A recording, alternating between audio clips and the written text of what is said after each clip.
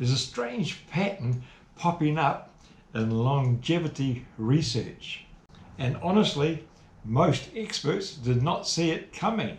A growing number of older adults following one very specific eating style are reporting lower inflammation, more energy, and surprisingly good blood work. And here's the odd part. They're not drinking green smoothies. They're not sprinkling chia seeds on everything. In fact, they're doing the exact opposite. Now, I'm not an expert by any means. This video is based on what I eat and the research that I've done. And when I saw the early data myself, it sent me down a rabbit hole I absolutely did not expect to find at my age, but I couldn't ignore what I found.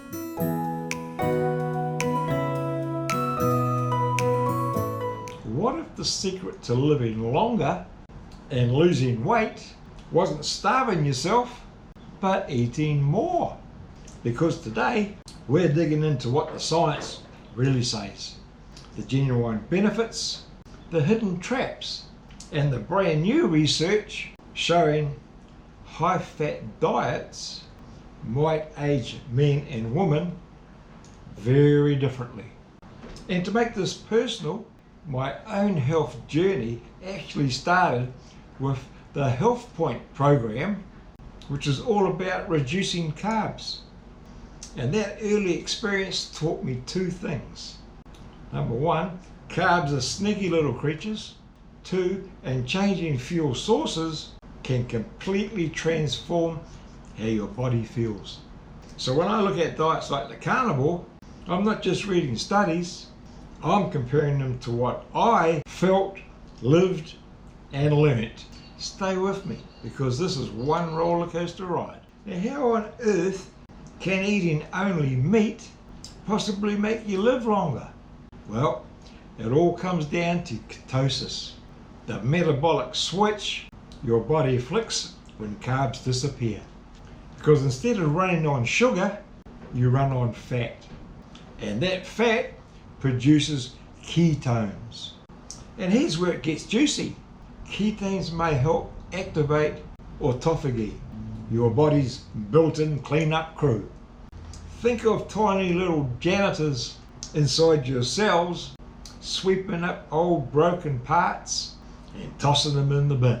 Cleaner cells, younger cells.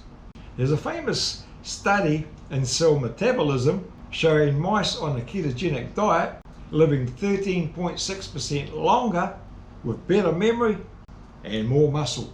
But, and it's a big old state-sized but, other studies didn't always get the same results. Promising? Yes. A guaranteed ticket to a longer life? Well, not yet. Now, a lot of carnivores will tell you that it crushes inflammation. Maybe. But new 2025 research says not so fast. A University of Texas study found that while keto-like diets protected female mice, but in males, they actually increased oxidative stress and sped up cellular aging. Yep, same diet, totally different outcome.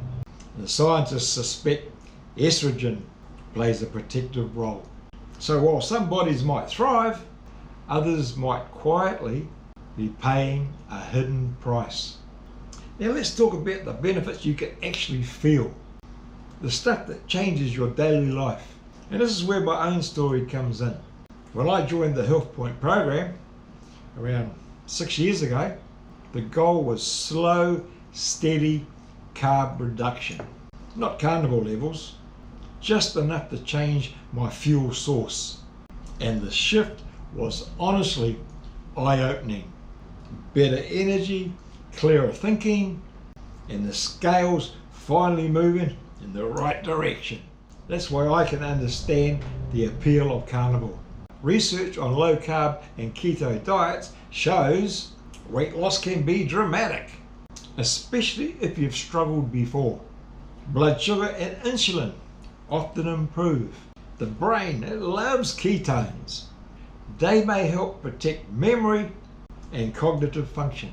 Muscles may get a boost thanks to more efficient mitochondria. It's not magic, but there is something real happening in the background. Even though I'm a dirty carnivore, which means I don't follow the diet strictly, because I do have carbs. I like to have a couple of beers in the evening, but I drink very, very low carb beer. In fact, less than 1 carb per serving. And another thing, because I don't get hungry, I don't eat lunch. I might have a handful of macadamia nuts and a few walnuts, but that'll be it. And my breakfast, well, that's been the same for the last 12, 18 months. I have chuck steak and 3 eggs, all cooked in ghee. Now and again I'll have some bacon, and for dinner I'll have the same, or some other meat, pork, chicken, mutton, and even fish. And people often ask me, don't you get sick of eating the same thing? Steak and eggs? Well, so far, I certainly don't. And quite honestly, I very, very rarely get hungry, and I never get that bloated feeling that I used to get when I ate carbs. So before we get into the part that nobody really wants to talk about or hear, the risks, drop a comment. Have you tried carnivore? What happened? Tell me the good, the bad, and the I miss vegetables moments. Alright, the part everyone ignores until it bites them. The risks involved. Number 1, high cholesterol. Now, if you're doing dirty carnivore with quite a bit of processed meats, then your LDL could spike like a rocket. Personally, I don't eat a lot of processed meats. The only processed meat I will eat, that'll be bacon, which is not a lot. A 2025 mouse study showed long-term high-fat diets led to hyperlipidemia, which is a major risk for heart disease. Now, personally, I've always had pretty high cholesterol, but since eating the diet that I'm on, it hasn't changed. It hasn't gone, blown out of proportion or anything like that. It's not dangerously high, and I do take medication for it. But because of all the flap you hear about statin drugs and that, I sort of don't take it too often. So, and as I said, my cholesterol it's around about 5.5, 6 or something like that. So that's sort of just over the border sort of thing. Now, risk number 2, liver trouble. That same study found fatty liver disease and insulin issues, even without weight gain. And the researchers, they put it bluntly.